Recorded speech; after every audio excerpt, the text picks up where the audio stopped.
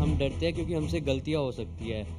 हमें डर रहता है कि हम गलती ना कर दे, पर गलतियां इंसानों से ही होती है। हम इंसान गलतियों का पुतला है, तो फिर हम डरे किस लिए? गलती की परिभाषा भी हमारी अपनी बनाई हुई है, उसको भी समझना पड़े। मैं सोचती हूँ यार ये करूँ या ना करूँ, मेरे पास 2 ऑप्शन होते हैं। मेरे पास प्रॉब्लम है, मेरे पास उसका सॉल्यूशन है, बट मेरा माइंड और मेरा हार्ट दोनों चीज़ों का सिंक नहीं होता। आपका जो भी डिजायर उठ रहे हैं वो आपकी स्ट्रेंथ के साथ में मैच हो जाए तो आंख बंद करके छोटे से छोटे लेवल पर उस काम को करना शुरू करें, सोचना बंद करना। बिल्कुल, प्रॉब्लम सॉल्व, अपने आप आगे बढ़ते चले जाएंगे।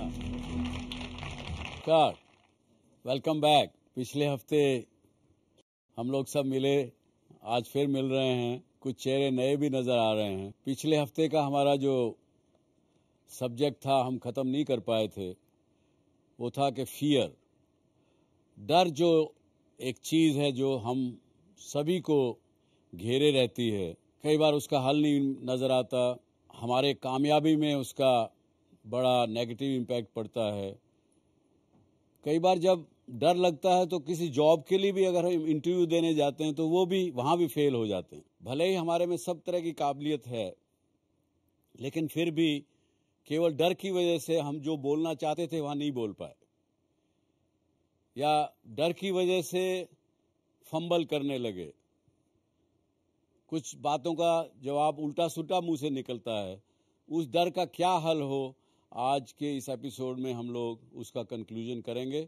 और जैसा कि पिछले हफ्ते हमारे साथ थे संदीप महेश्वरी, उनको भी आज फिर हम इसमें आमंत्रित करेंगे ताकि वो भी अपनी बातों को पूरी तरह से आपके सामने रख सकें। तो मेरा ऐसे मानना है कि अंग्रेजी में कहते हैं कि living in fear is no living. आप इस बात से सहमत हो?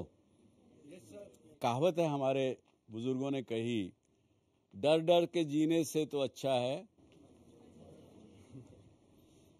100 बरस की जिंदगी से अच्छे हैं प्यार के 2-4 दिन। उसी प्रकार से अगर उसको प्यार की चीज को अगर आप डर से कंपेयर करें ना, तो डर की जिंदगी लंबी भी क्यों ना हो लेकिन वो अच्छी नहीं होती है। और इसलिए किसी ने कहा कि living in fear is not a living. And जिस समय जब डर हमें घेरे रहता है तो हम लोग वेट करते हैं for something bad to happen to us. इस बात की इंतजार करते हैं कि हमारे साथ कुछ बुरा होगा, क्योंकि डर में रहने की आदत पड़ चुकी है, डरे रहने की आदत पड़ चुकी है। अब कहीं पूछते हैं ना कई बार, अरे आप सहमे सहमे क्यों रहते हो भाई इतना? तो डर की से जीने की उसमें से बाहर निकलना है हमको। और इसी तरह से एक हमारे पास प्रश्न आया, उन्होंने ये लिखा कि मेरे परिवार के पास पैसा भी है और मैंने MBA किया है, लेकिन मेरे माता पिता डरते हैं कि जो उन्होंने पूरी जिंदगी अर्न किया, उनको डर लगता है कि मैं कहीं व्यापार करूं, बिजनेस करूं और वो चला ना जाए, तो क्या करूं? तो ये भी एक संदीप मींडा करके नाम के हैं, हरियाणा से, उन्होंने प्रश्न भेजा हमें। तो उसका क्या जवाब दें? आप बताइए क्या जवाब दें उनको? हिज पेरेंट्स लाइक कि उन्होंने बहुत मुश्किल से जमा करा है पैसा और वो संकोच करते हैं उन्हें देने में। That is the right point. So उन्हें ये करना चाहिए कि if he is a MBA, he should work as an employ for some company for bit years, then he should collect his own wealth and उसको utilise करें, so that अगर risk भी है तो उनका हो, उनके पेरेंट्स का ना हो। Very good answer, very good answer. क्या नाम आपका? सर हर्षद सिंह। हर्षद ने संदीप जी आपकी बात का जवाब दिया। आई होप आप हमारे इस प्रोग्राम को देख रहे हैं। उन्होंने कहा कि आप जब MBA हैं तो क्यों ना आप अपना मेहनत करें, कुछ जगह काम करें, कोई जॉब करें, कुछ पैसा कमाएं और ऐसा विश्वास अपने माता पिता के अंदर पैदा करें ताकि वो भी आपको अपनी जमा की हुई पूंजी दे सकें, जिससे कि आप बिजनेस करके आगे बढ़ सकें। साइकेट्रिस्ट जिनको बोलते हैं, जो हमारे दिमाग की स्कैन करते हैं, समझते हैं, उन लोगों का ऐसा मानना है कि जो हमारे जो भावनाएं होती हैं, बहुत तरह की भावनाएं होती हैं, उसमें से फियर उनमें से एक भावना है। इससे बड़ी कोई चीज नहीं है। जो डर को हम इतना बढ़ा चढ़ा के बताते हैं और दिखाते हैं, ऐसा कुछ नहीं है। डर भी हमारे 10-20 इमोशंस में से एक है। और कैसे? उनका जैसे कि खुश होना is also a emotion. I am feeling Joy, it's an emotion. I am feeling sad, that's another kind of emotion. बहुत से लोगों ने कहा पिछले हफ्ते कि फेलियर से डर लगता है। आई ड्रेड फेलियर्स। हॉरर से डर लगता है, पैनिक हो जाती हूँ। जैसे किसी ने कहा कि अंधेरे से मुझे डर लगता है, पैनिक हो जाती हूँ। You get panic mode. Anxiety create होती है, स्ट्रेस रिएक्शंस होते हैं। तो इस प्रकार के जो भावनाएं, इमोशंस हैं, डर भी उनमें से एक है। और यदि हम उनके ऊपर अगर कामयाबी हासिल कर सकते हैं तो डर के ऊपर भी काबू कर सकते हैं। इस दौरान में कोई अगर प्रश्न आए हों आपके मन में तो पूछिए। सर, संदीप सर ने पिछले हफ्ते बताया था कि हम बैड एक्सपीरियंस से सीखते हैं। तो सर, मैंने कुछ किया, मुझे समझ भी आ गया कि मैं यहाँ पर गलत हूँ। लेकिन सर 10 लोग होते हैं, लोग अलग अलग राय देते हैं। 10 लोगों ने 10 तरह की राय दी। मैंने उस टाइम गलती करी, मुझे तो पता है मैं गलत हूँ। लेकिन मैं उसमें से कौन सी राय को चुनूं, ये समझ पाना बहुत मुश्किल होता है। ये थोड़ा आपका प्रश्न है थोड़ा हटके। ये डर नहीं है, बल्कि आप कंफ्यूजन की स्थिति में पहुंच जाते हैं। क्योंकि जब आप कई सोर्सेस से राय लेते हैं किसी भी चीज के बारे में, तो हर आदमी अलग अलग तरह की राय देता है। और जो व्यक्ति आपको राय देता है वो सही देता है अपने उनके जो फिल्टर हैं दिमाग में। देखिए, कुछ भी चीज अगर होती है जिंदगी में, हम एक चीजों को ब्रेन हमारा एनालिसिस करता है। और आज के बायोलॉजिकल के हिसाब से, डॉक्टर्स के हिसाब से, हमारे दिमाग में भी तरह तरह के फिल्टर्स लगे हुए हैं। मेरे दिमाग में कुछ तरह का फिल्टर लगा है, और मेरे लिए वही एक चीज जो फिल्टर होके आती है वो चीज मेरे लिए ठीक है। तो इसलिए आपको 10 लोगों से राय लेंगे तो 10 तरह की बातें आना स्वाभाविक है, और इसलिए आप कंफ्यूज हो जाते हैं। इसलिए कई बार कहा कि अपने गट को सुनो, अपने मन की सुनो। या मेरे ग्रैंडफादर मुझे कहते थे कि बेटा सुनो सबकी, करो अपने मन की। आप जानते हैं सब, ये सब फिर प्रश्न नहीं उठने चाहिए। केवल अगर अपने संस्कारों से, अपनी बातों से अगर जुड़ेंगे तो हमारे को हल नजर आएंगे। यस सर, पिछली बारी जब महेश्वरी सर आए थे, उनका एक बहुत सक्सेसफुल वेंचर है इमेजेस आज भी है वो। imagesbazaar.com। सर, मुझ जैसे बच्चे अगर घर पर अपने पेरेंट्स से ये बात डिस्कस करते हैं, ऐसा कोई वेंचर, तो बहुत एक वो होता है, एक डर होता है कि ये आइडिया उन्हें समझ नहीं आएगा, या ये आइडिया वो एक्सेप्ट नहीं करेंगे।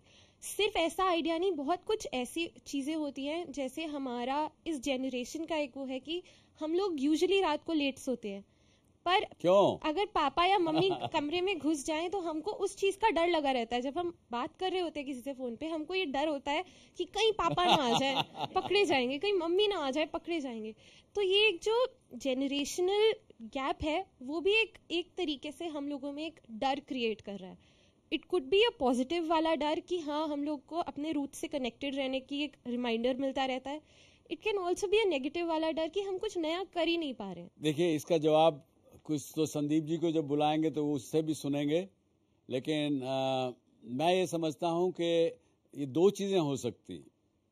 एक तो ये भी हो सकता है कि आपको अपने पेरेंट्स के प्रति रेस्पेक्ट है, रेस्पेक्ट की वजह से, और जनरेशन गैप आप समझते हैं, क्योंकि आप जानते हैं कि मेरे माता पिता दूसरे रूप से सोचते हैं।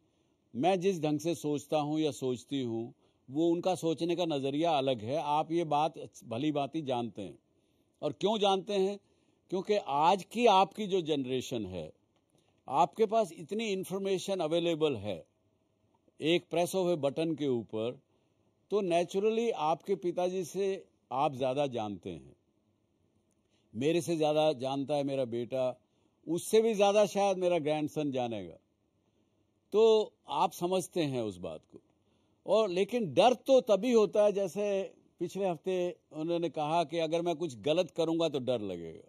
अगर आप कुछ ऐसा कर रहे हो कि अभी पेरेंट्स आपकी शादी करने के लिए तैयार नहीं, लेकिन आपने बॉयफ्रेंड किया हुआ है और उससे रात को चुप चुप के बात करते हैं, इसलिए देर से सोते हैं, देर से सोचे हैं तो देर से उठते हैं, देर से उठते हैं तो फिर आपका दिन का रूटीन गड़बड़ होता है। उस बात से भी आपको पता है आपको कि आप अगर देर से सो रहे हैं शायद आप गलत कर रहे हैं। तो ये सब चीजें हैं, इनको अगर आप ठीक से एनालाइज करेंगे तो आपको अपना जवाब अपने अंदर मिलेगा, ऐसा मेरा मानना है। अगर एक कदम आप आगे लें, पहला कदम उठाएं, अपने पेरेंट्स से बात करें, उनको समझाएं कि जी आपकी बात मैं समझ रही हूं, मैं समझ रहा हूं, लेकिन मेरी भी बात आप समझने का प्रयास कीजिए। हम करना वही चाहते हैं, हमारे संस्कार आपने दिए हैं, ऐसे ही दिए हैं, हम कुछ गलत नहीं करेंगे, आपका सर नीचे नहीं झुकने देंगे, लेकिन मेरा करने का रास्ता थोड़ा अलग है, उसको समझिए। और मेरे ख्याल से समझेंगे। एक इसको उदाहरण से समझिए आप। किसी एक बच्चे को, लड़के को जन्म से ही हार्ट में छेद था, होता है, बहुत से केसेस सुने होंगे हमने, उसके हार्ट में छेद था।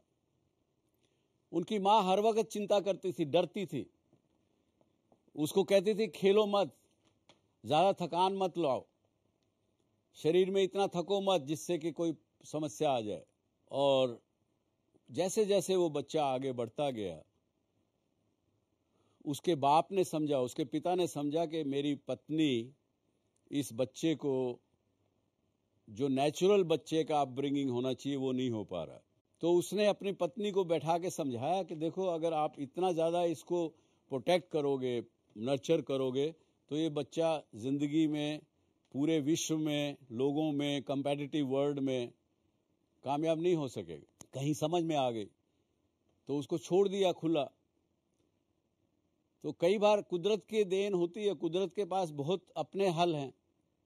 वो ना तो कभी उसको, जब वो 30 साल का हुआ, ना तो उसको छेद दिखा ना कुछ दिखा, केयर फ्री लाइफ थी तो बच गया।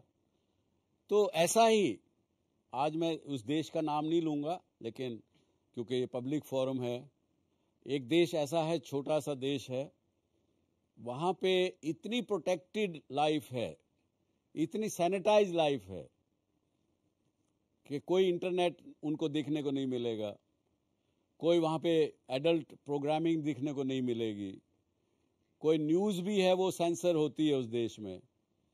तो मेरा ऐसा मानना है कि वहां की जो जनरेशन आगे आएगी वो कोई वर्ल्ड में कंपेटिटिव संस्था नहीं बन सकती, वो लोग कंपेटिटिव नहीं हो सकते, मेरा ऐसा मानना है। और आप भी शायद इस बात को मानेंगे कि जो कुछ भी है हम एक्सपीरियंस सब करें, अच्छा भी देखें, बुरा भी देखें, उसको अपने विवेक से, अपने संस्कारों से, जो बुरी चीज है उसको छोड़ें, अच्छी चीज को आगे लेके चलें, तो डर नाम की कोई चीज नहीं रहेगी।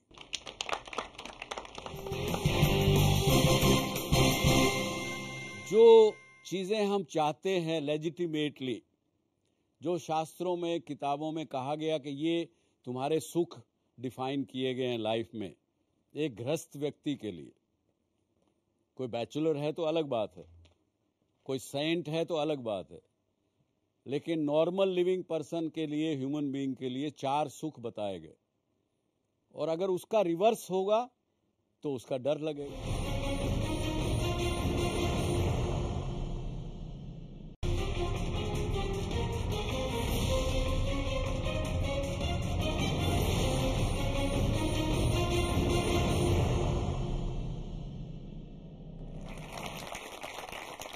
आज हमारे देश में, हिंदुस्तान की संस्कृति में, हमारे को आपने देखा पिछले हफ्ते के एपिसोड में कि किस प्रकार के डर हमें हैं। और इसी तरह से अगर एक गैलप ऑर्गेनाइजेशन संस्था है अमेरिका की, वो बड़ा रिसर्च करती है, 2005 में उन्होंने रिसर्च किया अमेरिका में, लगभग 40,000 लोगों से इंटरव्यू किया उन्होंने, और उन्होंने पूछा कि उन्होंने देखा कि टॉप 10 डर किस प्रकार के हैं लोगों के मन में। आप देखिए, क्या लगता है आपको, क्या डर उनको लगा होगा? मैं आपको एक एक करके बताता हूं। सबसे पहला डर उनको है टेररिस्ट अटैक का। हमारे यहाँ किसी ने भी टेररिस्ट अटैक की बात नहीं की, डर लगता है। कहा किसी ने क्या? दूसरा, स्पाइडर से डर लगता है। तीसरा, डेथ से डर लगता है, मैं मर ना जाऊं। ये टॉप 10 डर हैं जो उन्होंने लिखे। बीइंग ए फेलियर, ये कॉमन है थोड़ा। Being a failure is the fourth one. पांचवा, वॉर से डर लगता है, कहीं विश्व में वार ना हो जाए। क्रिमिनल और गैंग वायलेंस से डर लगता है, रोज देखते हैं वहां पे यही होता है, गैंग वायलेंस बड़ी है वहां उस देश में। लोनलीनेस, अब हमारे तो किसी ने नहीं कहा कि लोनलीनेस से मुझे डर लगता है, क्योंकि लोनली हम है ही नहीं, चारों तरफ हमारे लोग हैं, नियर डियर, सब तरह के दोस्त हम लोग, बल्कि we have too many of them. The future, मेरा भविष्य क्या होगा। न्यूक्लियर वॉर, नंबर 9, कि न्यूक्लियर वॉर ना हो जाए वर्ल्ड में। 10 टॉप के डर अमेरिका की पब्लिक को है। और अगर हम अपने शास्त्रों को देखें, हम अपनी किताबों को देखें, क्योंकि डर भी जो बताया गया हमारे शास्त्रों में, जो चीजें हम चाहते हैं लेजिटिमेटली, जो शास्त्रों में किताबों में कहा गया कि ये तुम्हारे सुख डिफाइन किए गए हैं लाइफ में, एक गृहस्थ व्यक्ति के लिए। कोई बैचलर है तो अलग बात है, कोई सेंट है तो अलग बात है, लेकिन नॉर्मल लिविंग पर्सन के लिए, ह्यूमन बीइंग के लिए 4 सुख बताए गए। और अगर उसका रिवर्स होगा तो उसका डर लगेगा। 4 ही चीजें बताई।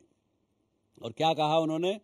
पहला सुख निरोगी काया, प्रायोरिटी भी बताई, इन ऑर्डर ऑफ प्रायोरिटी। पहला सुख निरोगी काया, हेल्थ मेरी अच्छी रहनी चाहिए। दूसरा सुख, पास में हो माया। मानोगे इस बात को? नहीं, पर माया को दूसरा नंबर दिया, हेल्थ को पहले नंबर दिया। और आज की हमारे मटेरियलिस्टिक सोसाइटी में हो क्या रहा है कि माया को पाने के लिए काया को भूल जाते हैं, हेल्थ को छोड़ जाते हैं। तीसरा सुख, गुणवंती नारी, पार्टनर अच्छा होना चाहिए। ये लड़कों के लिए, लड़कियां रिवर्स कर लेना उसमें कि मुझे बॉयफ्रेंड मेरी चॉइस का मिले, अच्छा मिले। तीसरा सुख गुणवंती नारी, चौथा सुख संतान हो आज्ञाकारी। 4 सुख प्रायोरिटी में बताए। और इन्हीं से डर भी बताया कि अगर कल को मेरी सेहत ठीक नहीं रही तो मैं कैसे अपने देश की, अपने समाज की, अपने परिवार की देख रेख कैसे कर सकूंगा।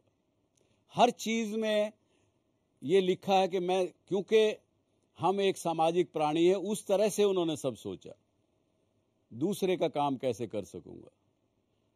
पास में हो माया, माया नहीं होगी तो मेरी लेजिटिमेट इच्छा कैसे पूरी होगी। आप लोग एक्सपीरियंस करते होंगे जरूर, जहां पे बॉयफ्रेंड गलत मिला या गर्लफ्रेंड गलत मिली तो लाइफ बिकम्स हेल। पढ़ाई भी नहीं, पेरेंट्स से भी मुंह छुपाते घूम रहे हैं, दोस्तों से भी मुंह छुपाते घूम रहे हैं। लाइफ में देखिए, अगर लाइफ पार्टनर ठीक नहीं मिला तो क्या करेंगे। जबकि वेस्टर्न सोसाइटीज में 70% शादियां डिवोर्स में होती। तो इस देश की तो बड़ी अलग सी बात है। और अगर जैसे मैं अभी कहता हूं, कई बार मुझे कई लोगों ने पूछा कि आप क्या बात, आजकल आप ये शो करते हो, उधर करते हो, बिजनेस में ध्यान नहीं देते हो। कुछ शेयर होल्डर्स ने पूछा, क्योंकि हमारी कंपनीज में शेयर होल्डर्स भी हैं, माइनॉरिटी शेयर होल्डर, तो वो सोचते हैं कि अगर मैं ध्यान नहीं दे रहा तो शायद बिजनेस ठीक नहीं होगा। तो मैंने उनको कहा कि भैया, मेरे ख्याल से अगर मैंने सक्सेसर मेरे अच्छे हैं और नेक्स्ट जनरेशन अच्छी है तो सब ठीक है। और उसके लिए हमारे किताबों में क्या लिखा कि पूत कपूत तो क्यों धन संचय। अगर बेटा आपका नेक्स्ट जनरेशन वाला अगर कपूत निकलेगा तो आप जितना मर्जी बना के छोड़ जाइए, वो बेकार कर देगा। पूत कपूत तो क्यों धन संचय, और पूत सपूत तो क्यों धन संचय। सपूत होगा तो अपने आप बना लेगा। तो इन्हीं 4 बातों से डर लगने का हमारे यहाँ प्रावधान किया उन्होंने कि बच्चा, संतान गलत ना निकल जाए। माँ बाप भी इसी बात से डरते होंगे कि कल को मेरा बच्चा गलत ना निकल जाए। इसी वजह से कुछ गलतफहमियां जनरेशन गैप में जो आपने कहा वो होती, क्योंकि उनको इस बात से डर लगता है। ये चारों में से एक चीज है।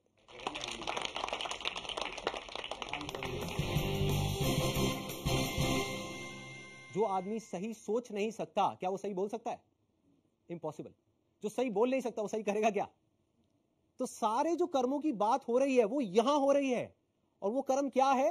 सोच के लेवल पे, और जिसकी सोच सही डायरेक्शन में हो गई उसकी लाइफ सही डायरेक्शन में जानी जानी।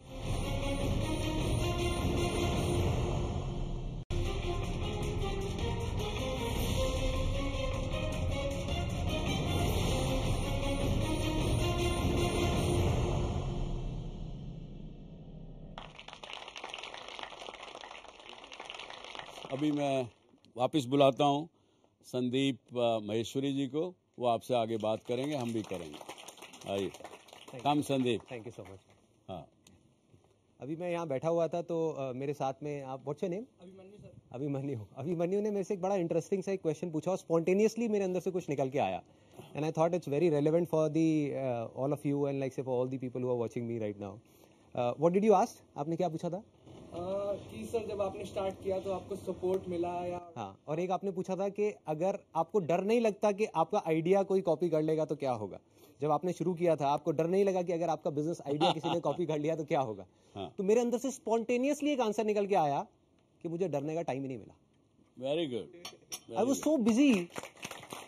और ये बिल्कुल सच है, मैंने यही बोला, मतलब अंदर से एकदम से निकल के आया। ही आस्क्ड मी, और मैंने कहा टाइम ही नहीं मिला डरने का, मैं क्या करूं? ये सब जो हमारी प्रॉब्लम्स हैं, whether it's related to fear और सक्सेस और ये और वो, ये सारी चीजें, इन सब चीजों का जवाब आज से हजारों साल पहले भगवत गीता के अंदर एक लाइन में क्लियर तरीके से बताया हुआ है। प्रॉब्लम क्या है कि हमको वो लाइन समझ नहीं आ रही। मुझे भी समझ नहीं आई थी जब मैंने पहली बार सुनी थी। वो लाइन क्या है आप सबको पता होगा कि कर्म किए जा, फल की इच्छा मत कर। जब मैंने पहली बार महाफलेषु कदाचन, जब मैंने पहली बार इसको सुना, मैंने कहा यार कर्म किए जा, फल की इच्छा मत कर, इसका मतलब तो यही हुआ ना कि ये तो बकवास है। क्योंकि आज के टाइम में अगर हम देखें अपने आसपास में तो इसका एग्जैक्ट ऑपोजिट हो रहा है। सबसे ज्यादा मेहनत कौन कर रहा है? एक रिक्शे वाला कर रहा है कि नहीं? और उसको क्या फल मिल रहा है? कुछ भी नहीं। और ऐसे बहुत सारे लोग हैं जो बहुत मेहनत कर रहे हैं, उनको रिजल्ट कुछ भी नहीं मिल रहा। तो खेल है क्या?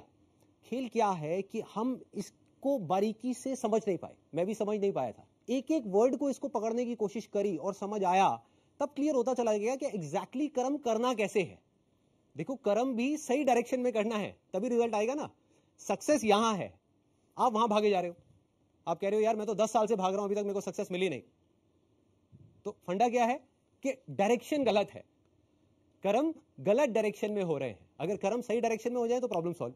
अब देखिए क्या है ये, कितना आसान है कि हमारे सारे डर खत्म हो जाएंगे और पूरी तरह से खत्म हो जाएंगे। सक्सेस जो चाहिए, जितना चाहिए वो हमको मिल जाएगा। इसका मतलब कुछ लोग क्या निकालते हैं कि कर्म किए जा, फल की इच्छा मत कर, इसका मतलब कि फल नहीं मिलेगा, जबकि ये नहीं है। भगवत गीता में जब भगवान श्री कृष्ण उनको अर्जुन को बोल रहे हैं तो किस लिए बोल रहे हैं? लड़ाई को हारने के लिए, लड़ाई को जीतने के लिए? लड़ाई को जीतने के लिए। वो भी एक इतना बड़ा युद्ध, उसको जीतने के लिए बोला गया है, ना कि हारने के लिए। तो अब देखिए किस तरीके से काम करता है। सबसे पहले देखते हैं कर्म क्या है। कर्म 3 लेवल पे होते हैं। एक है जो हम अपनी बॉडी से करते हैं, जो हम समझते हैं कर्म का मतलब कि जिसको हम मेहनत बोलते हैं, वो कर्म इंपॉर्टेंट है ही नहीं, मैटर ही नहीं करता। मतलब अगर उसकी इंपॉर्टेंस वाइज अगर आप मुझसे पूछो out of 100, out of scale of 100, मैं कहूंगा 1% है उसकी इंपॉर्टेंस। क्या बॉडी से क्या कर रहे हो वो मैटर नहीं करता। फॉर एग्जाम्पल 2 लोग हैं, 2 लोग एक ही काम कर रहे हैं, एक जैसा काम कर रहे हैं बॉडी से, दोनों ही एक आदमी को मार रहे हैं। एक मार रहा है अपने फायदे के लिए, दूसरा मार रहा है किसी और को बचाने के लिए। तो बॉडी के लेवल पे दोनों सेम कर्म कर रहे हैं, लेकिन माइंड के लेवल पे अलग अलग कर रहे हैं। तो दूसरा कर्म का जो स्तर है वो है जो हम बोलते हैं। तीसरा है जो हम सोचते हैं। असली खेल यहां है। जो आदमी सही सोच नहीं सकता, क्या वो सही बोल सकता है? इम्पॉसिबल। जो सही बोल नहीं सकता वो सही करेगा क्या? तो सारे जो कर्मों की बात हो रही है वो यहां हो रही है। और वो कर्म क्या है? सोच के लेवल पे, और जिसकी सोच सही डायरेक्शन में हो गई उसकी लाइफ सही डायरेक्शन में जानी जानी है। उसको तो फल मिलना ही मिलना है। फल के बारे में जो मांग रहा है, सपोजिंगली हाथ ऐसे करके बैठे रहो कि हे भगवान मुझे फल दे दो, मुझे ये चाहिए, मुझे नंबर चाहिए, मुझे ये चाहिए, मुझे बिजनेस में पैसा चाहिए, मुझे जॉब में प्रमोशन चाहिए, सब कुछ मांगते रहो और कर्म सही डायरेक्शन में करो नहीं, तो क्या होगा? वो मिलेगा ही नहीं कभी भी। दूसरी तरफ से कुछ मत मांगो, लेकिन कर्म सही डायरेक्शन में करते चले जाओ, तो उतना मिलेगा जितना हम सब में से कोई सपने में भी नहीं सोच सकता। देखो लाइफ का फंडा पता है क्या है? मेरी लाइफ का एक्सपीरियंस क्या कहता है कि जब तक जो चीज नहीं मिली होती, जब तक सक्सेस की खेल शुरू नहीं होता ना, तब तक तो हमको लग रहा होता है कि यार ये भी हो जाए तो बहुत है, ये भी हो जाए तो बहुत है। एक बार वो खेल शुरू होता है, जब उसका खेल शुरू होता है ना, तो इतना आता है, इतना आता है, इतना आता है जितना हम सपने में भी नहीं सोच सकते। समझ ही नहीं आता कहां से कैसे कैसे आ रहा है। बस कर्म सही डायरेक्शन में होने चाहिए। अब वो सही डायरेक्शन में कैसे होंगे? अगर मैं बुद्धि के स्तर की बात करूं, जो उसमें महाभारत में समझाया गया है, 2 जगह है जहां पे आप अपने माइंड को लगा सकते हो। अपनी बुद्धि को हम 2 जगह पे लगा सकते हैं। सारा खेल माइंड का है। सबसे पहले तो हाथ पैरों के कर्मों से ऊपर उठना है हमको, कि हाथ पैरों से आप कुछ भी करते रहो, रियल लाइफ में उठा करके देख लो, वो मैटर नहीं करता। जो बोलते हो वो उससे ज्यादा मैटर करता है, लेकिन वो भी इतना मैटर नहीं करता। कोई आदमी बोलता तो बहुत बड़ी बड़ी बातें, जब करने की बारी आती है कुछ भी नहीं करता। ये अंदर कुछ और सोच रहा है, बोल कुछ और रहा है। जब ये तीनों चीजें सिंक हो जाती है कि जो आप सोच रहे हो वैसे ही आप बोल रहे हो और वही आप कर रहे हो, तब मिरेकल्स होना शुरू हो जाते हैं। तब कुछ एक्स्ट्राऑर्डिनरी होता है, तब हिस्ट्री क्रिएट होती है, तब वो चीज होती है जिसके लिए सक्सेस बहुत छोटा वर्ड है। सक्सेस से कुछ बहुत बड़ा हो जाता है जो हमने सपने में भी नहीं सोचा होता। तो अब खेल क्या है? बुद्धि को, अपने माइंड को हम 2 जगह लगा सकते हैं। एक है फल के ऊपर, जिसके बारे में कहा गया है कि फल की इच्छा मत करो। दूसरा है कर्म के ऊपर। अब कर्म कैसे? बुद्धि के स्तर पे सोचना, बुद्धि के स्तर पे ग्रो करना। अगर पूरी भगवत गीता का आप सार देखो, उसमें क्या बात हो रही है? 2 चीजों की बात हो रही है, ज्ञान और अज्ञान। गोइंग फ्रॉम इग्नोरेंस, इसको बोलते हैं knowledge and ignorance, going from ignorance to knowledge. तो सारा फोकस कहां डालना है? अगर आप मेरी लाइफ की बात करो, मेरा सारा फोकस कहां रहता है? 24 घंटे, चाहे इस मूवमेंट में हो, चाहे मैं ऑफिस में हूं, चाहे घर पे हूं, चाहे कहीं पर भी हूं, 24 घंटे। मैंने कहा ना, मेरे पास डरने का टाइम नहीं है, मेरे पास सोचने का, उल्टी सीधी चीजों के बारे में नेगेटिव सोचने का टाइम नहीं है। क्यों नहीं है? तो वो एग्जैक्टली मैं बिजी कहां पर हूं? बिजी हूं कि हर मूवमेंट में ये देखने में कि इस मूवमेंट में मैं क्या सीख सकता हूं, अपने ज्ञान को कैसे बढ़ा सकता हूं, अपनी नॉलेज को कैसे बढ़ा सकता हूं, अपने एक्सपीरियंस को कैसे बढ़ा सकता हूं। सिर्फ यहीं पे है, मतलब कि लर्निंग पे है, अर्निंग पे नहीं है। संदीप, कहीं क्या आपको ऐसा लगता है क्या, जो आपने बात कही कि कर्म और फल की, और नोइंग एंड नॉलेज और इग्नोरेंस, कहीं पे ऐसा नहीं लगता हमको, और आप लोगों को भी बताइएगा, कि कहीं पे हम लोग गीता के ज्ञान से हट गए और कहीं पर हमारे अंदर डर डालना शुरू कर दिया गया? क्योंकि डर डालना शुरू कर दिया गया ताकि हम उन गुरु, महात्माओं, पंडितों के पास जाना शुरू करें। क्या है वर्ड में, जब डर होता है तो आदमी रिलीजन की तरफ भागता है। ये डर की जड़, वापिस जब हम आते हैं, आज का टॉपिक हमारा डर का है, तो डर कहां से होता है? ये इन चीजों से भी होता है। Absolutely. अभी we have a caller, let's listen what they have to say. Sunil Rao Nagpur से, बोला साहेब, काय म्हणता साहेब? सर, मी म्हणतोय की जब सर आपको सुनता हूँ, जब आप बोलते हैं, तो आपके बोलने में, आपके एक्टिविटी में एक कॉन्फिडेंस दिखता है सर। वो जो कॉन्फिडेंस है सर आप में, तो ऐसा लगता है कि अगर आपको 0 लेवल पे भी आपको अगर खड़ा कर दिया, तो ऐसा लगता है कि आप उसमें से भी कुछ एक नया सबको मोटिवेशन देके कुछ अलग कर सकते हैं सर। लेकिन हम में वो कॉन्फिडेंस नहीं सर, हम में वो मोटिवेशन नहीं है।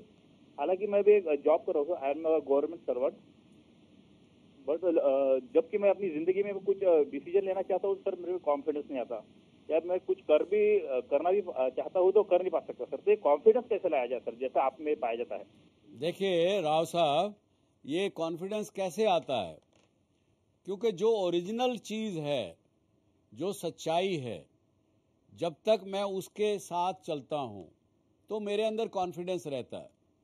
जैसे एक समझिए, आप एक स्प्रिंग लीजिए, उस स्प्रिंग को आप प्रेस करिए, वो प्रेस रहेगा जब तक आप उसको दबा के रखेंगे, लेकिन द मोमेंट आप उसको छोड़ेंगे वो अपनी ओरिजिनल शेप में आ जाएगा। एक स्पंज को लीजिए, स्पंज को अगर आप पानी में सोख के उसको दबाएंगे, कितनी देर भी दबाइए, पानी निकल गया, लेकिन वो स्पंज जब तक अपनी ओरिजिनल फॉर्म में नहीं आएगा तब तक वो ओरिजिनल नहीं होगा। तो मैं ये कहता हूं कि आप अपने आप को पहचानें, अपने टैलेंट को अंदर को पहचानें, उसको पहचान के अपना एक्ट करें, तो आप में कॉन्फिडेंस भी आ जाएगा और आप कामयाब भी हो सकते हैं। मेरे साथ ये होता है कि मैं सोचती हूँ यार ये करूँ या ना करूँ, मेरे पास दो ऑप्शन होते हैं, मेरे पास प्रॉब्लम है, मेरे पास इसका सॉल्यूशन है। छोड़ो दिल की आवाज, दिमाग की आवाज, ये सारी चीजें, कंफ्यूजन, ये सारी चीजें। क्या करना है, अपने उस अंदर के छुपे हुए टैलेंट को पहचानो।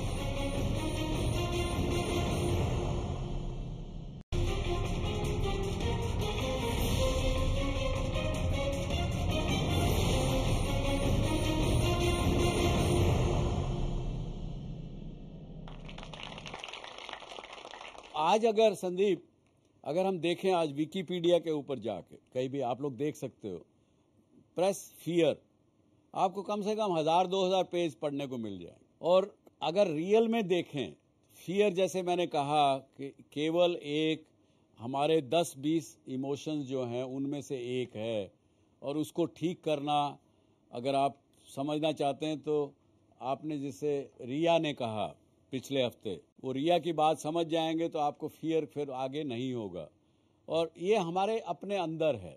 चलिए बीच में एक सवाल लेते हैं। मेरा ये सवाल है, किसी ने अभी लास्ट वीक कहा था कि हम डरते हैं क्योंकि हमसे गलतियां हो सकती है, हमें डर रहता है कि हम गलती ना कर दे, पर गलतियां इंसानों से ही होती है, हम इंसान गलतियों का पुतला है, तो फिर हम डरे किस लिए? जब इंसान गलती का पुतला है, ये हमको घुट्टी में घोट घोट के पिलाया गया है। इस बात से कितने लोग हैं यहाँ सहमत हैं कि हम गलती के पुतले हैं? मेरा नहीं ख्याल कि हम गलती के पुतले हैं। कोई आदमी कहेगा इस बात को? हाँ, कोई नहीं, डर के उठाइए हाथ। 3 हाथ मुझे दिख रहे हैं, 4, 5 लोग ऐसा मानते हैं कि इंसान गलती का पुतला है। 90 लोग नहीं मानते कि गलती का पुतला है। मैं भी नहीं मानता। लेकिन गलती करने से डर लगना एक स्वाभाविक बात है, लेकिन गलत और सही क्या है, इसकी परिभाषा जो हम अपने संस्कारों से सीखे हैं, जो हमें बताया गया है, उसी में तो गलत मानेंगे ना। आज जो आपके लिए गलत है, हो सकता है मेरे लिए वो गलत ना हो। जो मेरे लिए गलत है करना, हो सकता है किसी दूसरे बिजनेसमैन के लिए ना हो। जो एक हिंदुस्तानी के लिए गलत है वो अमेरिकन के लिए ना हो, या वेस्टर्न के लिए उसके लिए ना हो। गलती की परिभाषा भी हमारी अपनी बनाई हुई है, उसको भी समझना पड़ेगा, और फिर हमको उससे डरें या नहीं डरें उसका निर्णय करना पड़ेगा। मेरे साथ ये होता है कि मैं सोचती हूँ यार ये करूँ या ना करूँ, मेरे पास दो ऑप्शन होते हैं, मेरे पास प्रॉब्लम है, मेरे पास इसका सॉल्यूशन है, बट मेरा माइंड और मेरा हार्ट दोनों चीजों का सिंक नहीं होता। दो ऑप्शन है, कुछ होता है कि मतलब मैं करूंगी, अगर दिल की सुनूंगी तो पता नहीं ये सही होगा, पर औरों की नजर में गलत है, पर उसकी परवाह नहीं। पर कैलकुलेटेड होता है कि अगर दिमाग की सुनूंगी तो ज्यादा अच्छा होगा। इस बीच में इतना कंफ्यूजन होता है कि वो प्रॉब्लम का सॉल्यूशन तो है पर आगे नहीं बढ़ पाती हूँ मैं। आपने एक जी टीवी पे एक सीरियल आता है आजकल, नीली छतरी वाले, मैं देखती हूँ। देखती हो? जी सर। तो वहाँ पे सोल्यूशन तो सब मिलते हैं। वो उसको भी वही समस्या है कि वो दिल की सुने कि दिमाग की सुने। हाँ, बट तो मेरे पास तो सॉल्यूशन है, मैं कंक्लूड ही नहीं कर पाती, क्योंकि कई बार होता है कि आ तो रही है आवाज, पर कहाँ से आ रही है समझ नहीं आ रहा, करना क्या है आगे। मेरे पास सॉल्यूशन है पर बढ़ूं तो सोल्यूशन है, उस पर बढ़ जाइए, डरिए मत। देखिए क्या है कि अब जैसे हम बात करते हैं दिल की आवाज और दिमाग की आवाज, सबसे पहले आपको पता कैसे लगेगी कौन सी आवाज आपके दिल की और कौन सा दिमाग की है? How do you know? कोई ऐसा कोई मशीन है जिससे हम वो कर सकते हैं ये भी है। कि ये हार्ट से आई है, माइंड से आई? बिल्कुल, बड़ा We अच्छा don't know. We don't know। तो उसका सोल्यूशन क्या है? देखिए बहुत ही आसान है, बहुत आसान है। छोड़ो दिल की आवाज, दिमाग की आवाज, ये सारी चीजें, कंफ्यूजन, ये सारी चीजें। क्या करना है, जो भी आपकी स्ट्रेंथ्स हैं, हर आदमी के अंदर, हर इंसान के अंदर इस दुनिया में कुछ ना कुछ ऐसा है, वो मुझे आप सबकी आंखों में दिख रहा है, सबके अंदर, जो और पूरी दुनिया में किसी में भी नहीं है, फॉर श्योर। जो मैं तो क्या, मेरे जैसे 1000 लोग भी आ जाएं, यहां पर आकर के खड़े हो जाएं और वो करने की कोशिश करें जो आप कर सकते हो, तो वो सिर्फ आप ही कर पाओगे और कोई नहीं कर पाएगा। तो अपने उस अंदर के छुपे हुए टैलेंट को पहचानो। उसको पहचानने का पहला स्टेप क्या है? आपका डिजायर, किस तरह के डिजायर्स आपके अंदर उठ रहे हैं। दूसरा, आपकी स्ट्रेंथ्स। जब आपकी डिजायर, आपका जो भी डिजायर्स उठ रहे हैं वो आपकी स्ट्रेंथ के साथ में मैच हो जाए, तो आंख बंद करके छोटे से छोटे लेवल पे उस काम को करना शुरू कर दो, सोचना बंद करना। बिल्कुल, प्रॉब्लम सॉल्व, अपने आप आगे बढ़ते चले जाएंगे। सर मुझे आपके पॉइंट का एक एक्सप्लेनेशन चाहिए। जैसे आपने बोला था मतलब पिछली वीक कि हमें प्रेजेंट में रहना चाहिए, अपना पास्ट या फ्यूचर के बारे में मत सोचो। तो सर अगर मैं प्रेजेंट में, आज मैं स्टूडेंट हूँ तो मैं इसीलिए हार्ड वर्क करती हूँ क्योंकि मेरा फ्यूचर अच्छा हो सके। तो सर आपने कहा कि प्रेजेंट को देखो, तो ऐसा कैसे हो सकता है कि मैं फ्यूचर के बारे में सोचूं? Very good question, let's give a big hand for her. देखिए कितना आसान है। अब आप मुझे खुद बताइएगा, आप खुद जवाब दीजिएगा। आपके पास में दो ऑप्शंस हैं, एक वो जो भगवद गीता में लिखा हुआ है, एक वो जो 99% लोग कर रहे हैं, मतलब कि उसका एग्जैक्ट अपोजिट है कि आप यही बैठ करके सोचते रहो कि मेरे अच्छे मार्क्स आएंगे तो क्या होगा, मेरे मार्क्स अच्छे नहीं आए तो क्या होगा। यही होता है, 24 घंटे यही दिमाग में चलता रहता है कि यार पढ़ भी रही हूं, उसके बाद भी अगर क्वेश्चंस अलग आ गए तो क्या होगा। चलो क्वेश्चंस भी सही आ गए लेकिन उस टाइम पे जाकर के भूल गई तो क्या होगा, पता नहीं वो याद रहेगा भी या नहीं रहेगा। ऐसे ऐसे सवाल आते हैं। एग्जामिनर अच्छा नहीं मिला तो पता नहीं क्या होगा। कहीं काफी कुछ तो एग्जामिनर के हाथ में भी है ना। जैसे एक मूवी में दिखाया था कि एग्जामिनर ने जा करके अपनी, उसको कोई घर पे आया हुआ था, उसको दे दिया था। अभी कौन सी एक मूवी आई थी, आई थिंक हम्टी शर्मा की दुल्हनिया। एक एग्जामिनर वाज देयर, उन्होंने जा करके अपनी बेटी को दे दिया जिसको एबीसीडी भी नहीं पता थी, और वो उसको चेक कर रहे हैं और मार्क्स दे रहे हैं। देखो क्या है फंडा, क्या है, फल आपके हाथ में है ही नहीं। इस बात को हम जितनी जल्दी समझ जाएंगे उतना अच्छा है हमारे लिए। क्या हमारी सांसें हमारे हाथ में हैं? एक साल बाद क्या होगा वो तो बहुत दूर की बात है। क्या हम अगले सेकंड में बोल सकते हैं कि हमारी सांसें चल रही होंगी या नहीं चल रही होंगी? We can't predict. तो सॉल्यूशन बचता क्या है? एक ये है कि हम उठा करके अपना सारा फोकस वहां डालें, फ्यूचर पे या पास्ट पे। पास्ट में सपोजिंगली अच्छे नंबर नहीं आए तो हम बार बार पास्ट के बारे में सोचें या फ्यूचर के बारे में। या फिर ये है कि इसको एक्सेप्ट कर लिया जाए कि भैया मेरे हाथ की चीज ही नहीं है, इसको छोड़ दो।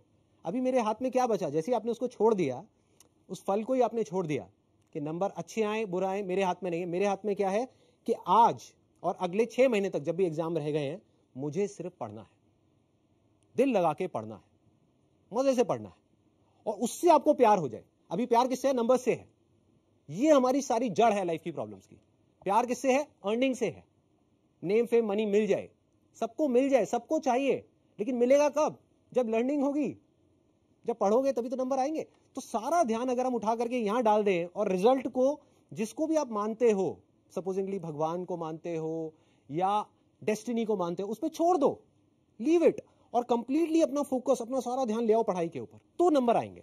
जैसे संदीप जी ने कहा कि आप प्रेजेंट में रहने की कोशिश करें, तो मैं कहता हूं क्यों रहने की कोशिश करें प्रेजेंट में? क्योंकि जब आप प्रेजेंट में रहेंगे तो आपका पूरा कंसंट्रेशन जो आप इस समय कर रहे हैं उस पर होगा। अगर आपका दिमाग बार बार फ्यूचर के लिए जा रहा है तो आप पूरी बात जो मैं कह रहा हूं या संदीप जी कह रहे हैं या आप पूरी समझ नहीं पाएंगे, सुन नहीं पाएंगे। प्रेजेंट में रहना इसलिए जरूरी है कि आप जो कर रहे हो उसका इम्पैक्ट पूरी तरह से हो, मजबूती से इम्पैक्ट हो। दिमाग अगर इधर गया उधर गया, आप देखते हैं हम लोग पढ़ रहे हैं, हम कुछ काम कर रहे हैं, लेकिन मोबाइल भी ऑन करके भूल गए उसको स्विच ऑफ करना। फोन आया, सुना, उसके बाद फिर अपने दिमाग में लगाएंगे उस किताब में, 1-2-3 मिनट लगेंगे जब तक आप फिर वापस कंसंट्रेट कर सके। इसलिए प्रेजेंट में रहना आवश्यक है। और मैंने पिछले भी एक प्रोग्राम में कहा कि अगर आप कुछ भी करना चाहते हैं, अगर कंसंट्रेट करेंगे तो सब कुछ पॉसिबल है। और मैंने एक बड़े घटिया तो नहीं कहूँगा, लेकिन एक बड़े छोटा सा एक उदाहरण दिया। यदि मुझे संदीप को या किसी लड़की को संदीप को पटाना है और वो अगर इस तरीके से सामने जा रही है लड़की और मैं इधर जा रहा हूं, अगर मेरी पूरी ताकत से मैं इनकी गर्दन में, अगर पूरी कंसंट्रेशन से अगर गर्दन में लगाऊंगा तो इनका मुड़ के देखना ही पड़ेगा मुझे। देखो देख लिया मैंने।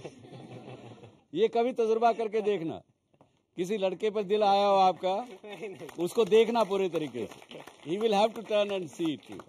तो इसलिए मैंने कहा कि भूतकाल व्याकुल करे या भविष्य भरमाए, वर्तमान में जो जिए तो जीना आ जाए। पुराने भूतकाल में, पास्ट में जाएंगे तो रिग्रेट्स होंगे। तो आज का ये प्रोग्राम भी यहाँ इस बात से खत्म करेंगे कि कॉन्शियसनेस अगर हम रखेंगे जिंदगी में, अगर हम अपने आप को पहचानेंगे तो डर नाम की चीज नहीं रहेगी। और डर के साथ आपको जो चीज है वो आपकी सक्सेस में, कामयाबी में, चाहे वो आप नौकरी करते हो, चाहे बिजनेस करना चाहते हो, एंटरप्रेन्योर बनना चाहते हो, हर चीज में बाधा डालेगा। और उससे निकलने का एक ही रास्ता जो मुझे समझ में आया वो आपके साथ शेयर करता हूं कि अपने को पहचानिए। 3 तरह की कॉन्शियसनेस हमारे अंदर हमेशा हम एक्सपीरियंस करते हैं। एक वेकिंग स्टेट, जो अभी हम जाग रहे हैं ना, सब जाग रहे हैं, इस बात को सुन रहे, ये रियलिटी है। दूसरा है ड्रीम स्टेट, नींद आती है, सपने आ रहे हैं, आप उस ड्रीम वर्ल्ड में, वो उस टाइम में वो रियलिटी है। ड्रीम, जिस वक्त आप सपने में जाते हैं, आज मान लीजिए आप एक स्टूडेंट हैं यहाँ, लेकिन सपने में अपने आप को एक क्वीन समझ रही हैं, ऐश्वर्या राय समझ रही हैं, उस वक्त की वो सच्चाई है। दूसरे, जब वेकिंग अप करते हो, वापस फिर अपने उसी जगह पे आ जाते हो जो आप रियल में हैं। दूसरी स्टेट ऑफ कॉन्शियसनेस। तीसरी state of consciousness is deep sleep, जब आपका कोई सपना नहीं है, कुछ नहीं है, आपको कुछ नहीं पता। तो ये तीनों चीजें हैं, और कॉन्शियसनेस को समझेंगे तो अपने को समझ में आने लगेगा कि अब मुझे डर लगने लगा है, और जब डर लगने लगा उसको समझ लीजिए कि हाँ मुझे डर लग रहा है। जैसे ही आपने एक्सेप्ट कर लिया, जैसे उनके साथ हुआ मैथमेटिक्स में, वो सबके साथ होगा, डर दूर हो गया, कामयाबी आपके कदम चूमेगी। इसके साथ ही बहुत बहुत धन्यवाद, all the best, thank you very much.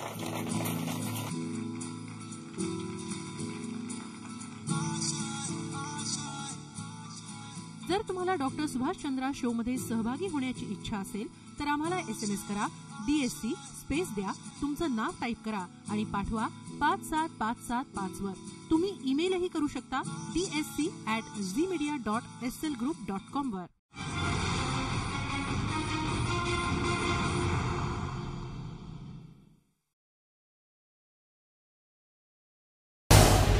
झी 24 तास रहा एक पाऊल पुढे।